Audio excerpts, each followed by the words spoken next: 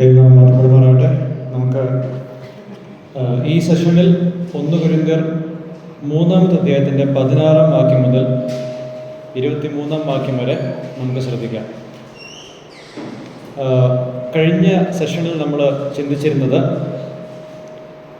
ദൈവത്തിൻ്റെ മന്ദിരത്തിൻ്റെ പണിയോടുള്ള ബന്ധത്തിൽ ദൈവത്തിൻ്റെ വേലക്കാരുടെ പങ്ക്, ഉത്തരവാദിത്തം എന്താണെന്നുള്ളതാണ്. ഈ ഭാഗത്ത് നമ്മൾ ചിന്തിക്കാൻ പോകുന്നത് സഭയ്ക്കും ദൈവത്തിൻ്റെ ആലയത്തോടുള്ള ബന്ധത്തിൽ അവരുടെ വ്യക്തിത്വവും ഉത്തരവാദിത്തങ്ങളും എന്താണ്. What are the responsibilities and the identity of the church towards the temple of God. നമുക്ക് പ്രാരംഭമായിട്ട് 3-ാമത്തെ അധ്യായത്തിൻ്റെ 16-ാമത്തെ വാക്യം ഒന്ന് വായിക്കാം. ചാപ്റ്റർ 3 വേഴ്സ് 16 ഒന്ന് വായിച്ചാട്ടെ. ആരെങ്കിലും ഒന്ന് വായിച്ചാട്ടെ.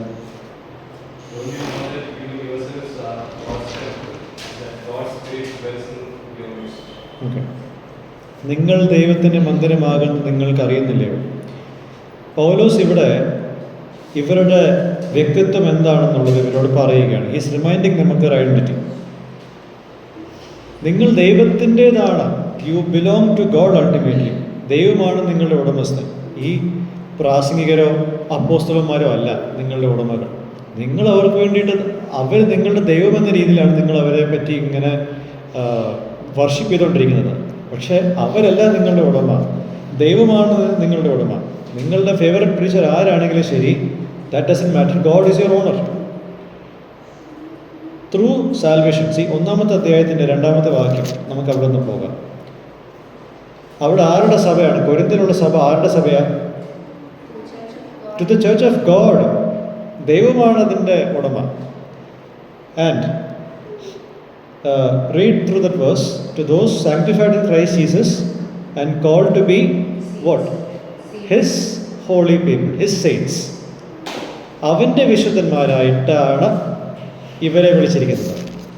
അല്ലാതെ പൗലോസിൻ്റെ വിശുദ്ധന്മാരെന്നോ അപ്പോലോസിൻ്റെ വിശുദ്ധന്മാരെന്നോ ഒന്നുമല്ല.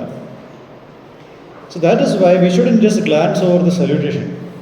പ്രാരംഭത്തിൽ ഉള്ള വന്ദനം നമ്മൾ വെറുതെ കാണാതെ പോകരുത്. ഇതെല്ലാം അങ്ങോട്ടും ഇങ്ങോട്ടും കണക്റ്റഡ് ആയിട്ടിരിക്കുന്ന കാര്യങ്ങളാണ്. പൗലോസ് ഇവിടെ ഓർമ്മപ്പെടുത്തുന്നത് ദൈവത്തിൻ്റെ ആത്മാവ്. 3-ാമത്തെ അധ്യായത്തിൻ്റെ 16-ാമത്തെ വാക്യത്തിൽ ദൈവത്തിൻ്റെ ആത്മാവ്, God spirit dwells in your midst. ദൈവത്തിൻ്റെ ആത്മാവ് നിങ്ങളുടെ ഇടയിൽ വസിക്കുന്നു. See, the Corinthians needed to know a few things about the significance of the Holy Spirit who dwells in their midst in context of what is happening to them. ഇവർക്ക് സംഭവിക്കുന്ന കാര്യത്തിലുള്ള ബന്ധത്തിൽ അവരുടെ നടുവിൽ വസിക്കുന്ന പരിശുദ്ധാത്മാവിൻ്റെ പ്രത്യേകതകൾ എന്താണെന്ന് ഇവരറിയണം. 4 കാര്യങ്ങൾ ഞാൻ പറയാം. Number 1, the Holy Spirit is primarily responsible to enable them understand the gospel truth and make them respond positively to Christ. It's not the eloquence of preachers. ഇവിടെ പ്രാസംഗികരുടെ വാക്ചാതുര്യമൊന്നുമല്ല ഇവർ യേശുവിനോട് യെസ് പറയാൻ കാരണം. പരിശുദ്ധാത്മാവാണ് സുവിശേഷം ഇവർക്ക് ബോധ്യം കൊടുത്തത്. പരിശുദ്ധാത്മാവാണ് സുവിശേഷത്തെപ്പറ്റി ഇവർക്ക് ബോധ്യം കൊടുത്തത്. ഇവർക്ക് ക്രിയാത്മകമായിട്ട് ക്രിസ്തുവിനോട് യെസ് എന്ന് പറയുവാൻ പ്രേരിപ്പിച്ചത് പരിശുദ്ധാത്മാവാണ് ആത്യന്തികമായിട്ട്. The first thing. Second thing, the holy Spirit who grants salvation will remain on God's people forever. രക്ഷയെ ദാനം ചെയ്യുന്ന പരിശുദ്ധാത്മാവ് ഇവരുടെ ഒപ്പം എല്ലാ കാലത്തും ഉണ്ടാകും. Unlike these leaders or preachers who need salvation and will one day die and leave the world and this church physically. ഇവർ ആർക്ക് വേണ്ടിയിട്ടാണ് ഇങ്ങനെ വാദിക്കുന്നത്? അവർക്കും രക്ഷ വേണം. അവർ അമാനുഷികമായിട്ടുള്ള ആൾക്കാരൊന്നുമല്ലല്ലോ. അവർക്കും രക്ഷ വേണം. അവരും സാധാരണ മനുഷ്യരാണ്. അവരും ഒരു ദിവസം മരിച്ചു പോകും, ഈ ലോകം വിട്ടു പോകും, പ്രത്യേകം ഈ സഭ വിട്ടു പോകും ഫിസിക്കലായിട്ട്. എന്നാൽ അവരുടെ കൂടെ എന്നേക്കുമായിട്ട് നിൽക്കുന്നത് ആരാ? പരിശുദ്ധാത്മാവാണ്. മനസ്സിലാവുന്നുണ്ടോ? മൂന്നാമതായിട്ട്, the Holy Spirit is infallible unlike these human leaders who are fallible. മനുഷ്യർക്ക് തെറ്റ് പറ്റാം, പക്ഷേ അവരുടെ ഇടയിൽ വസിക്കുന്ന പരിശുദ്ധാത്മാവിന് തെറ്റ് പറ്റത്തില്ല. Paul was wrong about Mark. Apollos didn't have a fully correct message before he came to Corinth. Cephas was rebuked both by Jesus and Paul. ഈ 3 പേരുടെ കാര്യം ഒന്ന് എടുത്ത് നോക്കിയേ. മർക്കോസിനെ പറ്റി ഒരു ചെറിയൊരു തെറ്റിദ്ധാരണ പൗലോസിന് അപ്പോസ്തല പ്രവൃത്തി 15-ാമത്തെ അധ്യായത്തിൽ ഉണ്ടായിരുന്നു. കൊരിന്തിൽ വരുന്നതിന് മുമ്പ് സുവിശേഷത്തിൻ്റെ പൂർണ്ണ രൂപം അപ്പൊലോസിനില്ലായിരുന്നു. അത് വന്നത് അക്വിലയും പ്രിസ്കില്ലയും തിരുത്തിയതിന് ശേഷമാണ്.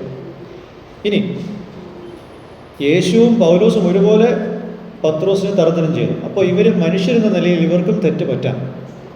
അവർക്ക് വേണ്ടിയിട്ടാണ് ഈ വാദം മുഴുവൻ.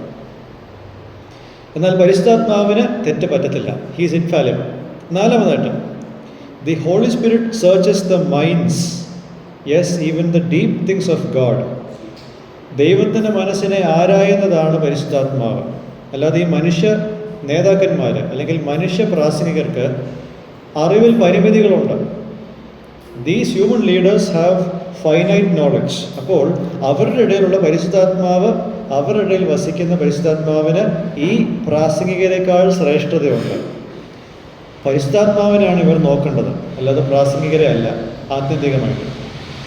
അപ്പോൾ ഇവർ ക്രിസ്തുവിൽ ആരാണ്, ഇവരുടെ ഇടയിൽ വസിക്കുന്നത് ആരാണ് എന്നുള്ളത് ആദ്യം പറഞ്ഞു. ഇനി നമുക്ക് 17-ാമത്തെ വാക്യം ഒന്ന് നോക്കാം. വേഴ്സ് 17. ദൈവത്തിന്റെ മന്ദിരം നശിപ്പിക്കുന്നവരെ ദൈവം നശിപ്പിക്കും. ദൈവത്തിന്റെ മന്ദിരം വിശുദ്ധമല്ലോ, നിങ്ങളും അങ്ങനെ തന്നെ. Okay.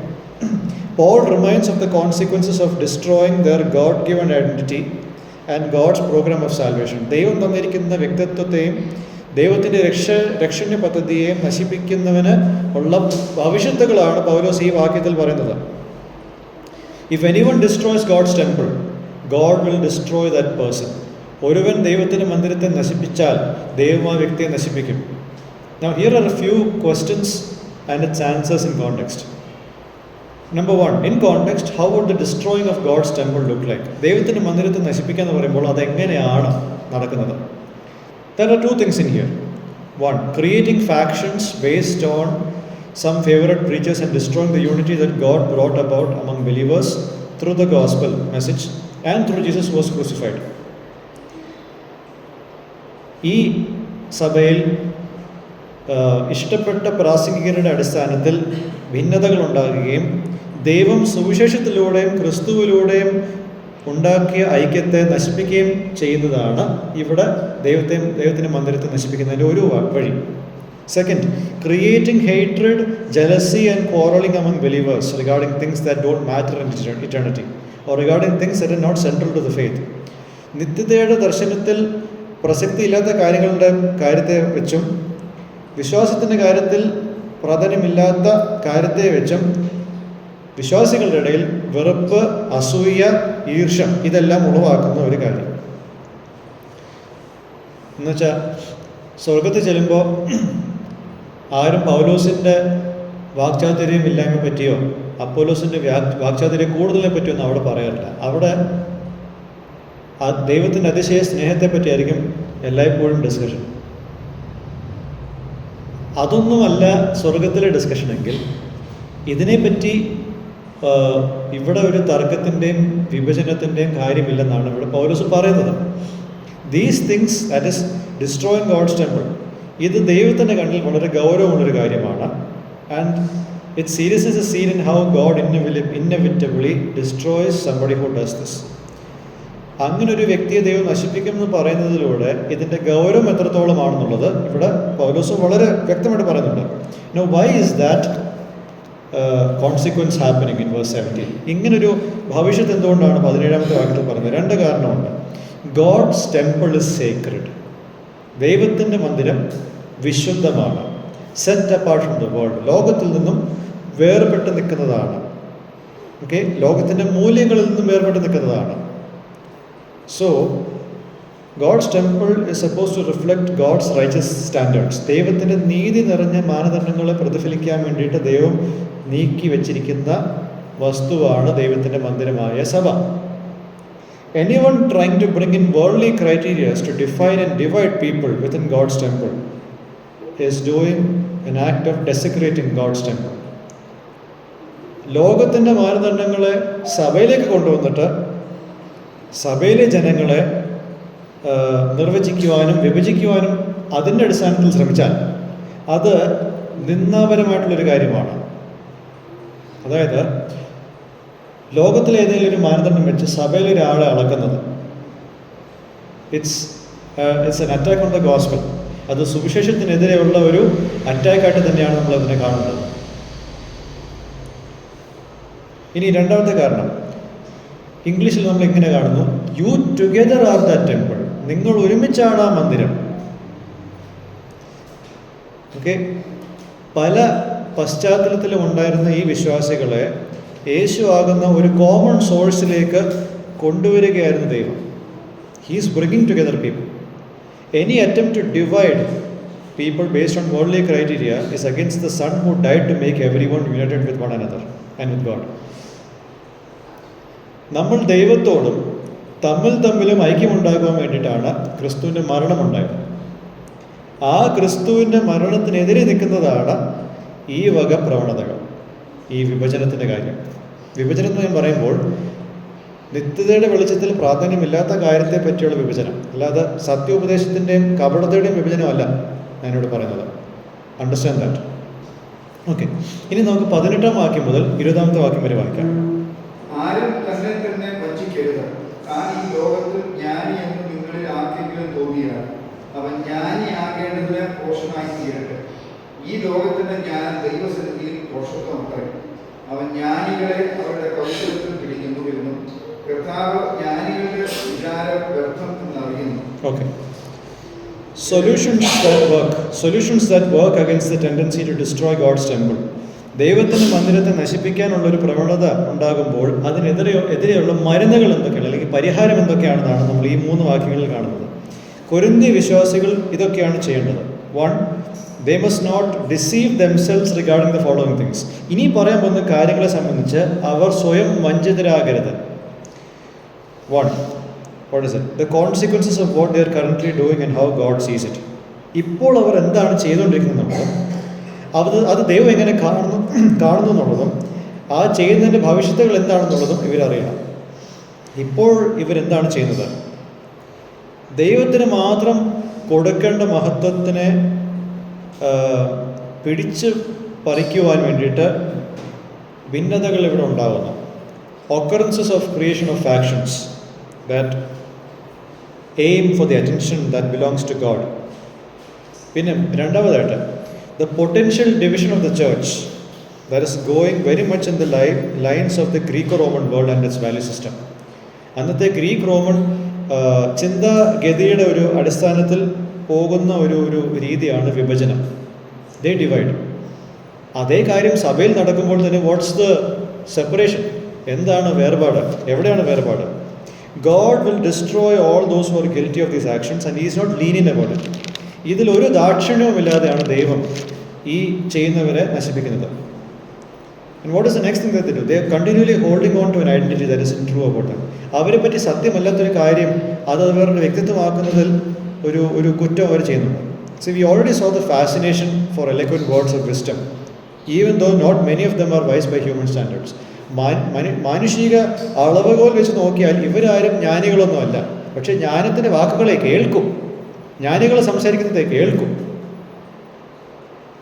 In their fascination, they identified themselves with preachers whom they considered as wise and unknowingly ignored the Savior to whom they belong. ഈ ഒരു ജ്ഞാനത്തിൻ്റെ വാക്കുകളുടെ പിന്നിലുള്ള ഇവരുടെ പോക്കൽ, ജ്ഞാനികളായ അല്ലെങ്കിൽ ജ്ഞാനികളാണെന്ന് അറിയുന്ന പ്രാസംഗികരുടെ പിന്നിൽ പോയി അവരാരുടേതായിരുന്നു അവനെ മറന്നു, ഈ രക്ഷകനെ അവർ മറന്നു. അതുകൊണ്ട് പൗലോസ് പറയുന്നത്, നിങ്ങൾ മാനുഷികമായിട്ടുള്ള അളവിൽ നിങ്ങൾ ജ്ഞാനികളാണെന്ന് തോന്നിയാൽ, see look at that verse. ആ ഒരു വാക്യം വായിച്ചു, 18-ാമത്തെ വാക്യം ഒന്ന് വായിച്ച് ശ്രദ്ധിച്ചേ. 18. ആരും തന്നെത്താൻ വഞ്ചിക്കരുത്. താൻ ഈ ലോകത്തിൽ ജ്ഞാനി എന്ന് നിങ്ങളിൽ ആർക്കെങ്കിലും തോന്നിയാൽ. മതി. തോന്നിയാൽ, നിങ്ങൾ ജ്ഞാനികളാണെങ്കിൽ എന്നുള്ളതല്ല, നിങ്ങൾ ജ്ഞാനികളാണെന്ന് തോന്നിയാൽ. നിങ്ങൾ ജ്ഞാനികളല്ല, നിങ്ങൾ ജ്ഞാനികളാണെന്ന് തോന്നിയാൽ എന്ന രീതിയിലാണ് പൗലോസ് ഇവരെ അറ്റാക്ക് ചെയ്യുന്നത്. നിങ്ങൾ ജ്ഞാനികളാണെന്ന് തോന്നിയാൽ നിങ്ങൾ എന്താകണം? ഫൂൾസ് അല്ലേ? വായിച്ചേ ബാക്കി. ജ്ഞാനിയാകേണ്ടതിന് ഭോഷനായി തീരട്ടെ. അപ്പോൾ ഈ ഒരു ഭാഗത്ത് 2 ചോദ്യങ്ങളുണ്ട്. How should they become fools? ഇവരെങ്ങനെയാണ് ഭോഷന്മാരാകേണ്ടത്? By believing and completely identifying in the cross, which is a stumbling block to both Jews and Gentiles. യഹൂദന്മാർക്കും യവനന്മാർക്കും ഒരുപോലെ ഇടർച്ചക്കല്ലായിരിക്കുന്ന ക്രൂശിൽ പൂർണ്ണമായ രീതിയിൽ വിശ്വാസം അർപ്പിച്ചു വേണം ഇവർ ഭോഷന്മാരായി തീരാൻ. കാരണം ലോകം ക്രൂശിൻ്റെ സന്ദേശത്തെ ഭോഷത്തരമായിട്ടാണ് കാണുന്നത്. എന്നിട്ട് ലോകം ചിന്തിക്കുന്നത് എന്താ? വീണ്ടെടുപ്പ് ക്രൂശിലൂടെ നടത്തിയ ദൈവം ഭോഷനാണെന്നാണ് ലോകം ചിന്തിച്ചതെങ്കിൽ ദൈവത്തിൻ്റെ കൂടെ നിൽക്കണം. ലോകം ദൈവത്തെ ഭോഷനായിട്ടാണ് കാണുന്നതെങ്കിൽ, ഈ കാര്യത്തെ വെച്ചിട്ട് ലോകം ദൈവത്തെ ഭോഷനായിട്ടാണ് കാണുന്നതെങ്കിൽ ആ ദൈവത്തോടൊപ്പം നിങ്ങളും എന്ത് ചെയ്യണം? നിൽക്കണം. And be ready to reckoned as a fool in front of the Greek Roman culture. അന്നത്തെ ഗ്രീക്ക് റോമൻ സംസ്കാരത്തിൻ്റെ മുമ്പിൽ അവരും ഭോഷന്മാരായിട്ട് കണക്കിടപ്പെടണം. Alongside this, they must abandon their obsession with the worldly standards that they have valued. അവർ വിശ്വസിക്കുന്ന വിശ്വാസം തന്നെ ലോകത്തിന് ഭോഷത്തരമാണ്. ആ ഭോഷത്തരം convince ചെയ്യാൻ ലോകത്തിൻ്റെ ജ്ഞാനത്തിന് കഴിവുമില്ല. മനസ്സിലായോ? അതാണ് ഇവിടെ പറയുന്നത്. ഈ വിശ്വാസത്തിൻ്റെ ഘടന തന്നെ ലോകം ഭോഷത്തരമായിട്ടാണ് കാണുന്നത്.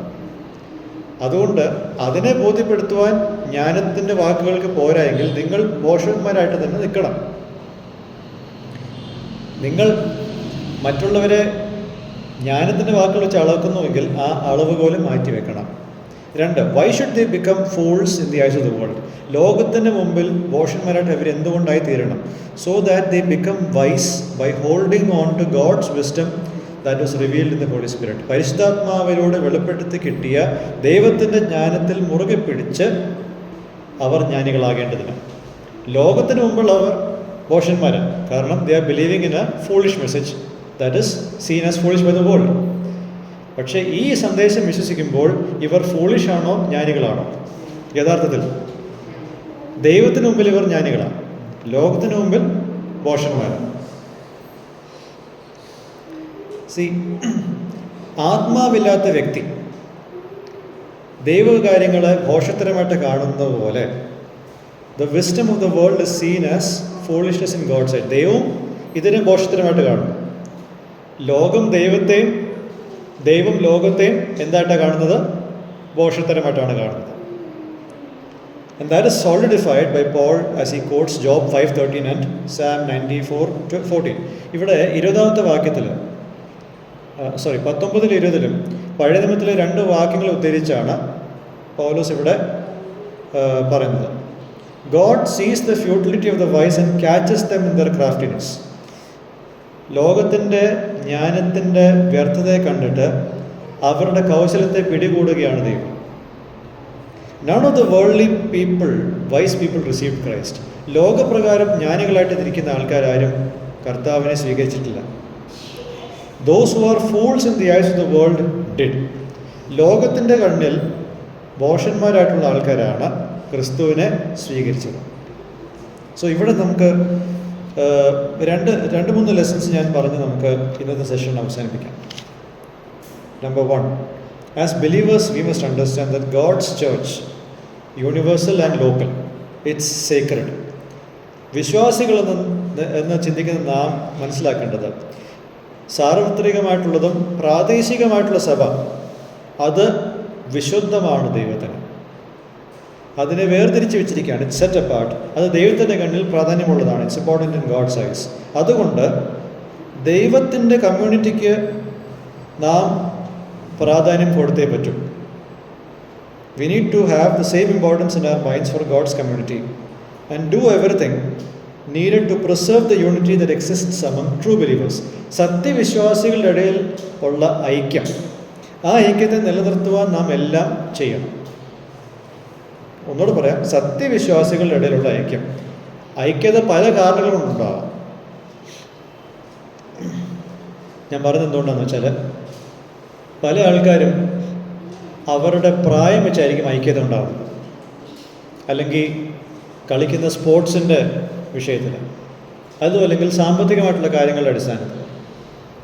അതൊന്നും ദൈവിക ഐക്യമല്ല. ദൈവിക ഐക്യം എന്ന് പറയുന്നത് ക്രിസ്തുവിൽ നാം എന്താണ് അത് മാത്രമേ ഉള്ളൂ ഐക്യം. ആ ഐക്യത്തെ ഊട്ടി ഉറപ്പിക്കാൻ നമ്മളെല്ലാം ചെയ്യണം. 2ാമത്തെ lesson, inciting divisions in church by making use of non-essential things and by influencing them into taking their eyes off the gospel, and also creating a spirit of jealousy and quarreling among believers. It's a serious matter in God's eyes. സഭയിൽ ആവശ്യമില്ലാത്ത കാര്യങ്ങളെ ഉന്നയിച്ച് ഭിന്നത ഉണ്ടാക്കുന്നത്, അതുപയോഗിച്ച് സുവിശേഷത്തിൽ നിന്നും കണ്ണു മാറ്റി വെക്കുന്നത്, ഒരു അസൂയയുടെ ആത്മാവിനെയും വഴക്കിൻ്റെ ആത്മാവിനെയും ഉളവാക്കുന്നത്, ഇതെല്ലാം ദൈവത്തിൻ്റെ കണ്ണിൽ വളരെ ഗൗരവമേറിയ വിഷയങ്ങളാണ്. This work of God in creating one people for himself and maintaining a spiritual unity through Jesus is meant to be a reflection of the oneness that exists between the members of the Trinity. തൃത്വത്തിൽ കാണുന്ന മൂന്ന് വ്യക്തികളുടെ ഐക്യം, അത് പ്രതിഫലിക്കാനാണ് ദൈവം ഈ ലോകത്തിൽ തൻ്റെ പുത്രനിലൂടെ ഒരു ജനതയെ കൂട്ടിച്ചേർത്ത് വെച്ചിരിക്കുന്നത്. Okay, there is no conflict of interest, no quarreling, no jealousy or rift among the three members of the Trinity. തൃത്വത്തിൽ താല്പര്യങ്ങളുടെ കാര്യത്തിൽ വ്യത്യാസമോ വഴക്കോ അസൂയയോ പിണക്കമോ ഒന്നുമില്ല. നേരെ മറിച്ച് എന്താണുള്ളത്? there is selfless love and unity which is never destroyed. ഒരിക്കലും നശിക്കാത്ത നിസ്വാർത്ഥമായിട്ടുള്ള സ്നേഹവും ഐക്യവുമാണ് ഈ മൂന്ന് വ്യക്തികളിലും ഉള്ളത്. ദൈവത്തെ പ്രതിഫലിക്കാനാണ് ദൈവം നമ്മളെ ഉണ്ടാക്കിയതെങ്കിൽ, if that is what we are made to do, any effort made by anyone to disrupt the unity that God built for his people exhibits the truth that such people don't have the newness of life and that they are not partakers of the divine nature.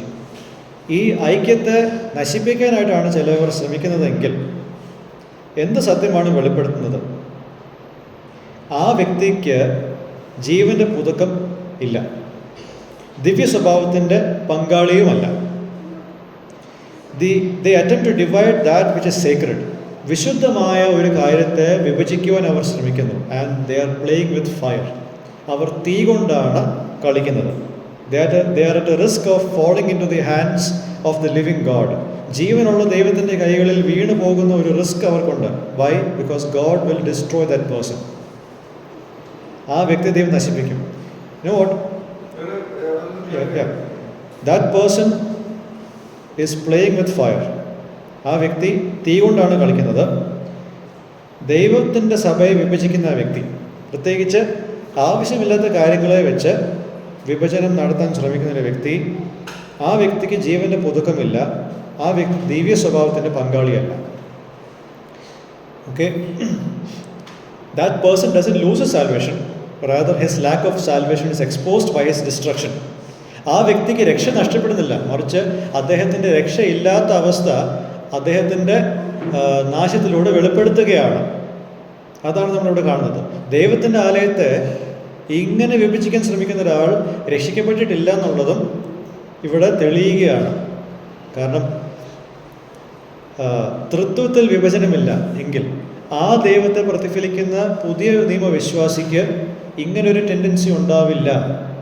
അതാണ് Bible വ്യക്തമായിട്ട് പറയുന്ന കാര്യം. And the third lesson coming out from this: sometimes we are all prone to valuing earthly standards like charisma, talent, eloquence, etc. that the world is fascinated with, and we rate preachers and fellow believers using these standards. പലപ്പോഴും നമുക്കുള്ള പ്രവണത ഭൗമികമായിട്ടുള്ള മാനദണ്ഡങ്ങൾ, അതായത് വ്യക്തിപ്രഭാവം, കഴിവുകൾ, വാക്ചാതുര്യം എന്നീ കാര്യങ്ങളെല്ലാം വെച്ച് നമ്മൾ ലോകത്തിന് ഇഷ്ടമുള്ള ഈ കാര്യങ്ങളെ വെച്ച് വളരെയധികം മൂല്യം കൊടുത്തിട്ട് പ്രാസംഗികരെ നമ്മൾ ഇതിൻ്റെ അടിസ്ഥാനത്തിൽ വിലയിരുത്തുന്നു, സഹവിശ്വാസികൾ നമ്മൾ ഇങ്ങനെ വിലയിരുത്തുന്നു. You may end up favouring one person over the other in church. ഒരു വ്യക്തിയേക്കാൾ കൂടുതൽ മറ്റൊരു വ്യക്തിയെ ഇഷ്ടപ്പെടുവാനും നമ്മളിത് ഒക്കെ ഉപയോഗിക്കുന്നുണ്ട്. പലപ്പോഴും അത് സംഭവിക്കാറുണ്ട്. And while the church may not be in verge of a split, there is a divide that threatens the purpose and the existence of a church. ചിലപ്പോൾ ഇത്തരം പ്രവണതകളിൽ ഒരു വിഭജനം തന്നെ ഇല്ല എന്ന് വരാം, സഭ രണ്ടായില്ലെന്ന് വരാം. പക്ഷെ ആ സഭയുടെ ദൗത്യം എന്താണ്? ഒരു സഭയെ ദൈവമാക്കി വെച്ചിരിക്കുന്നത് ആ പ്രദേശത്ത് ദൈവത്തിൻ്റെ സാക്ഷിയായിട്ട് നിൽക്കുവാനാണ്. ഈ ഐക്യമാണ് ആ സാക്ഷ്യത്തിന് ബലം കൂട്ടുന്നത്. പക്ഷേ ഈ ഐക്യമില്ലെങ്കിൽ ഈ ചർച്ച എന്തിനാണ് ഇവിടെ എക്സിസ്റ്റ് ചെയ്യുന്നത്? ആ പർപ്പസ് ഇല്ലാണ്ടാകുകയാണ്.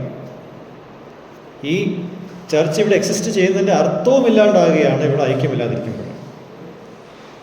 ഇന്ത്യയിലെ വിവിധ സ്റ്റേറ്റ്സിന് ഐക്യമില്ലെങ്കിൽ ഇന്ത്യ എന്ന രാജ്യത്തിന് തന്നെ നിലനിൽപ്പില്ല. മനസ്സിലാവുന്നുണ്ടോ? അമേരിക്കയുടെ പേരെന്താണെന്നറിയോ? യുണൈറ്റഡ് സ്റ്റേറ്റ്സ് ഓഫ് അമേരിക്ക എന്നാണ്. ആ 50 സംസ്ഥാനങ്ങളും ഐക്യതയിലല്ലെങ്കിൽ അമേരിക്കയില്ല. അതുപോലെ ഓരോ സഭയിലെ വിശ്വാസികൾക്ക് ഐക്യതയില്ലെങ്കിൽ ആ സഭയില്ല ദൈവത്തിന് മുമ്പിൽ. അതാണ് നമ്മളിവിടെ മനസ്സിലാക്കേണ്ടത്.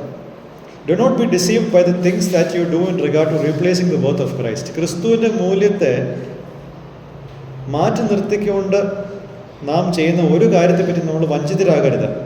There are consequences there are serious. Thankfully there is a solution to it. അതിനൊരു പരിഹാരമുണ്ട്. There are some things that you need to keep remembrance of. ചില കാര്യങ്ങൾ നമ്മുടെ മനസ്സിൽ ഓർമ്മ വെക്കേണ്ടതായിട്ടുണ്ട്. In case you think you highly possess the yardstick that you want to rate others with. നമ്മൾ മറ്റുള്ളവരെ അളക്കാൻ വേണ്ടിയിട്ട് നമ്മൾ ഉപയോഗിക്കുന്ന മാനദണ്ഡങ്ങൾ അത് നമുക്ക് ഒരുപാടുണ്ടെന്ന് നമ്മൾ കരുതിയാൽ, അതായത് ഈ വിശ്വാസികൾക്ക് ജ്ഞാനത്തിൻ്റെ വാക്കുകൾ ആണ് അളവുകോൽ. അത് വെച്ചാണ് ഇവർ പൗലോസിനെയും അപ്പൊലോസിനെയും കേഫാവിനെയും അളക്കുന്നത്. പൗലോസ് പറയുന്നത്, ഇത് നമ്മളോട് പറയുന്നത്, ഇവർക്കതുണ്ടെന്ന് ഇവർക്ക് ധരിക്കുന്നുവെങ്കിൽ, ഈ ഒരു അളവുകോൽ നിങ്ങൾക്കുണ്ടെന്ന് നിങ്ങൾ ധരിച്ചാൽ, അതേപോലുള്ള അളവുകോൽ ഉണ്ടെന്ന് നമ്മളെപ്പറ്റി ധരിച്ചാൽ ചില കാര്യങ്ങൾ നമ്മൾ ഓർക്കണം. Number 1, these yard sticks isn't what got you saved into Christ in the first place. ഈ അളവുകോലൊന്നും അല്ല നമുക്ക് ക്രിസ്തുവിൽ ഒന്നായി തീരാനുള്ള കാരണമായത്. പൗലോസിൻ്റെ വാക്ചാതുര്യം നോക്കിയല്ല ദൈവം പൗലോസിനെ രക്ഷിച്ചത്. ഇവരുടെ വാക്ചാതുര്യം നോക്കിയിട്ടല്ല ദൈവം ഇവരെ രക്ഷിക്കുന്നത്. സെക്കൻഡ് തിങ്, നമ്മളൊരു വലിയ എന്താ പറയുക, നമ്മൾ വാല്യൂ ചെയ്യുന്ന കാര്യം നമുക്ക് ഉണ്ടെന്ന് നമ്മൾ ധരിച്ചാൽ നമ്മൾ അറിയേണ്ട രണ്ടാമത്തെ കാരണം, you aren't actually elite in the world in terms of what you segregate others with. നിങ്ങൾ എന്തിൻ്റെ അടിസ്ഥാനത്തിൽ മറ്റുള്ളവരെ വിഭജിക്കുന്നു, ആ കാര്യത്തിൽ നിങ്ങൾ ഈ ലോകത്തെ ഏറ്റവും മികച്ച ആളല്ല. ഉദാഹരണത്തിന്, നിങ്ങൾ പണത്തെയാണ് ഏറ്റവും കൂടുതൽ മൂല്യം കൊടുക്കുന്നത് വിചാരിക്കുക. നിങ്ങൾ അംബാനിയൊന്നും അല്ലല്ലോ, ആണോ? നിങ്ങൾ പണത്തിന് മൂല്യം കൊടുത്ത് അതിൻ്റെ അടിസ്ഥാനത്തിൽ നിങ്ങൾ തമ്മിൽ വിഭജിക്കാൻ നോക്കിയാൽ എനിക്ക് ചോദിക്കാനുള്ളൂ, നിങ്ങൾ അംബാനിയൊന്നും അല്ലല്ലോ, അദാനിയൊന്നും അല്ലല്ലോ. ഒരു കേരളത്തിലെ ഏതോ ഒരു സ്ഥലത്ത് താമസിക്കുന്ന ഒരു സാധാ വിശ്വാസി കൂടിപ്പോയ ലക്ഷങ്ങളുടെ കണക്ക് പറയാം. ആ ലക്ഷങ്ങളുടെ കണക്ക് പറഞ്ഞിട്ടാണ് നിങ്ങൾ ഇങ്ങനെ റേറ്റ് ചെയ്യുന്നത്. എന്നാൽ കോടികളുടെ കണക്ക് പറയാനുള്ള ആൾക്കാർ പുറത്തുണ്ട്. അവരുമായിട്ട് നോക്കുമ്പോൾ നമ്മൾ അത്ര പണക്കാരൊന്നുമല്ല. അപ്പം നമ്മൾ അത്ര എലീറ്റൊന്നുമല്ല. നമ്മൾ ജ്ഞാനത്തിൻ്റെ വാക്കുകൾ അല്ലെങ്കിൽ വാക്ചാതുര്യം എന്ന് പറഞ്ഞ് ഇങ്ങനെ പോയിക്കൊണ്ടിരുന്നാൽ നമുക്ക് ആ വാക്ചാതുര്യം ഉണ്ടെന്ന് നമ്മളോടൊന്ന് ചോദിച്ചു. ചില ആൾക്കാർ ഇംഗ്ലീഷേ പറയും, എന്നാൽ ഒരു യഥാർത്ഥ സാഹിബിന് മുമ്പിൽ അവർ മുട്ട് പറയും. നമ്മൾ എന്ത് കണ്ടിട്ടായി നിഗളിക്കുന്നുള്ളതാണ് പലപ്പോഴും ഞാനിങ്ങനെ ചിന്തിക്കുന്നത്. അടുത്തത്, you will always have to remember that those in the world who possess these yardstick they are still in unbelief. ഇത്തരം മാനദണ്ഡങ്ങൾ പൂർണ്ണമായിട്ടുള്ള ആൾക്കാർ ഇപ്പോഴും അവിശ്വാസത്തിൽ കഴിയുന്നു. പണവും പദവിയും എല്ലാം നമ്മൾ മൂല്യം കൊടുക്കുന്നെങ്കിൽ ഈ കാര്യങ്ങളെല്ലാം നല്ലപോലുള്ള ആൾക്കാർ ഇന്നും അവിശ്വാസികളായിട്ട് തുടരുന്നു. Then what about you? അത്രത്തോളം ഇല്ലാത്ത നിങ്ങൾ ഇന്ന് വിശ്വാസികളാണ്. So quit your obsession with these yardsticks. Take sides with God and Christ whom the world sees as weak and inadequate. ലോകം ക്രിസ്തുവിനെ ബലഹീനനെന്നും പൂർണ്ണതയില്ലാത്തവനാണെന്ന് കാണുമ്പോൾ ആ ക്രിസ്തുവിനോട് കൂടിയിട്ട് ദൈവത്തോട് കൂടിയിട്ട് നിൽക്കുവാൻ നിങ്ങൾ തീരുമാനമെടുത്തേ പറ്റും. Stay rooted in the gospel that gave you access to God's wisdom. ദൈവത്തിൻ്റെ ജ്ഞാനത്തിന് വഴിയൊരുക്കിയ ഈ സുവിശേഷത്തിൽ വേരൂന്നി നിൽക്കുക. Stay rooted in Christ who gave you the relevance that you needed before God. ദൈവത്തിന് മുമ്പിൽ ഉണ്ടാവേണ്ട പ്രസക്തി നിങ്ങൾക്ക് കിട്ടുന്നതിൽ ക്രിസ്തുവാണ് കാരണമായത്. അതുകൊണ്ട് ക്രിസ്തുവിൽ വേരൂന്നി നിൽക്കുക. പിന്നെയും പറയുന്നത്, നമ്മൾ ധനവാന്മാരായതുകൊണ്ടോ അല്ലെങ്കിൽ കഴിവുകൾ ഉള്ളതുകൊണ്ടോ അല്ല നമ്മൾ ഇന്ന് ദൈവസന്നിധിയിൽ പ്രാഗൽഭ്യത്തോടെ നിൽക്കുന്നത്. ക്രിസ്തു എന്ന ഏക പുരുഷൻ നിമിത്തം മാത്രമാണ് നമ്മൾ ഇന്ന് ക്രിസ്തുവിന് മുമ്പിൽ ദൈവത്തിന് മുമ്പിൽ പ്രാഗൽഭ്യമുള്ളവരായിട്ട് നിൽക്കുന്നത്. അതുകൊണ്ട് ക്രിസ്തുവിൽ വേരൂന്നി തന്നെ ജീവിക്കുക. So as a result of all that was said from chapter 1 to 3 and 3 verse 16 and 17, the Corinthians should stop boasting about human leaders. മനുഷ്യനായിട്ടുള്ള നേതാക്കന്മാരിലുള്ള ഇവരുടെ പുകഴ്ച ഈ 3 അധ്യായത്തിൽ പറഞ്ഞതിൻ്റെ അടിസ്ഥാനത്തിൽ ഇവർ നിർത്തണം. എന്തിനാണ് നിർത്തേണ്ടത്? All things, that is, whoever preaches to them, whatever they preached about belongs to believers. നമുക്ക് 21 മുതൽ 23 വരെയുള്ള വാക്യങ്ങൾ നോക്കാം. ആരും മനുഷ്യരിൽ പ്രശംസിക്കരുത്. സകലവും നിങ്ങൾക്കുള്ളതല്ലോ. പൗലോസോ അപ്പൊല്ലോസോ കേഫാവോ ലോകമോ ജീവനോ മരണമോ ഇപ്പോഴുള്ളതോ വരുവാനുള്ളതോ സകലവും നിങ്ങൾക്കുള്ളത്. നിങ്ങളോ ക്രിസ്തുവിനുള്ളതോ, ക്രിസ്തു ദൈവത്തിനുള്ളതോ. അപ്പോൾ മാനുഷികമായിട്ടുള്ള നേതാക്കന്മാരിലുള്ള പുകഴ്ച, പ്രശംസ നിർത്തേണ്ടുന്ന കാര്യം, 1, all things, that is, whoever preached to them, whatever they preached about belongs to the believers. അവരോട് ആരൊക്കെ പ്രസംഗിച്ചോ, എന്തിനെപ്പറ്റി പ്രസംഗിച്ചോ, അതെല്ലാം വിശ്വാസികൾക്കുള്ളതാണ്. The fact is reinforced by the phrase all things are yours. 21-ലും 22-ലും എല്ലാം നിങ്ങൾക്കുള്ളതാണ് എന്നുള്ള കാര്യത്തിലാണ് ആദ്യം പറയുന്നത്. Second, these believers belong to Christ. ഈ വിശ്വാസികൾ ക്രിസ്തുവിൻ്റെതാണ്. Third, Christ belongs to God. So the fourth and the final lesson coming out from this, നമ്മളുടെ വ്യക്തിത്വം അടിസ്ഥാനമാക്കേണ്ടത് തെറ്റ് ഇല്ലാത്ത, അല്ലെങ്കിൽ തെറ്റ് ഉണ്ടാവാൻ കഴിയാത്ത ദൈവത്തിലാണ് നമ്മളുടെ വ്യക്തിത്വം നമ്മൾ കണ്ടെത്തേണ്ടത്. We find our identity based upon the infallible God and we find our relevance before God in Jesus. ക്രിസ്തുവിൽ നമ്മളുടെ വ്യക്തിത്വത്തെ, അല്ലെങ്കിൽ നമ്മളുടെ പ്രസക്തിയെ കണ്ടെത്താൻ നമുക്ക് ഇടയാവട്ടെ. We should be passionate about him as we belong to him. നിങ്ങൾക്ക് പാഷനറ്റ് ആവണമെങ്കിൽ നമുക്ക് ഒരു വ്യക്തിയേ ഉള്ളൂ പാഷനറ്റ് ആവാൻ, ദാറ്റ്സ് ജീസസ്. വേറെ ആരെ പറ്റി നമുക്ക് പാഷൻ ആവേണ്ട കാര്യമില്ല. നമ്മളുടെ പിതാക്കന്മാരെ പറ്റി നമുക്ക് അത്രയും പാഷൻ വേണ്ട. ക്രിസ്തുവിനെ പോലെ നമുക്ക് പിതാക്കന്മാരെ കാണേണ്ട കാര്യമില്ല. When this happens, there will be no more boasting and quarreling over anyone or anything. ഇങ്ങനെ ക്രിസ്തുവിനെ പറ്റി പാഷൻ ഉണ്ടാകുമ്പോൾ വേറൊരു കാര്യത്തെപ്പറ്റിയും ഒരു പിണക്കമോ അസൂയോ ഉണ്ടാവുന്നില്ല. പിണക്കമോ അസൂയോ ഉണ്ടാകുന്ന എപ്പോഴാണ്? ക്രിസ്തുവിൽ നിന്നും കണ്ണുകളെ മാറ്റി മനുഷ്യരിൽ കണ്ണുവെക്കുമ്പോഴാണ്. Always remember that quarreling about human leaders is absurd, because all of what we quarrel about ultimately belongs to us and to Christ. നമ്മൾ ആരെ പറ്റിയാണ് ഇങ്ങനെ തർക്കിക്കുന്നത്? അവർ നമുക്കുള്ളവരാണ്, നമ്മൾ ക്രിസ്തുവിനുള്ളവരാണ്. May God's name be glorified with all of these things.